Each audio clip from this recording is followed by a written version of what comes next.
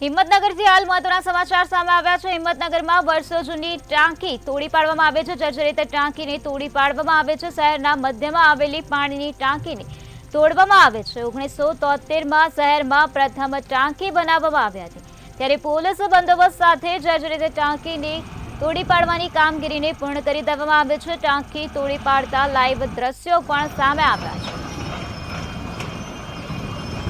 ટાંકી તોડી પાડતા લાઈવ દ્રશ્યો જોવા મળી રહ્યા છે।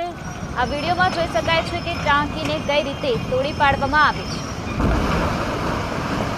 1973માં આ ટાંકીનું નિર્માણ કરવામાં આવ્યું હતું, ત્યારે વર્ષો જૂની આ ટાંકી છે। જર્જરિત હાલતમાં આ ટાંકી જોવા મળી હતી, જેના કારણે તેને તોડી પાડવામાં આવે છે। શહેરના મધ્યમાં આવેલી પાણીની ટાંકીને તોડી પાડવામાં આવે છે। પોલીસ બંદોબસ્ત સાથે આ જર્જરિત પાણીની ટાંકીને તોડી પાડવામાં આવે છે। ટાંકી તોડી પાડતા લાઈવ દ્રશ્યો પણ સામે આવ્યા છે।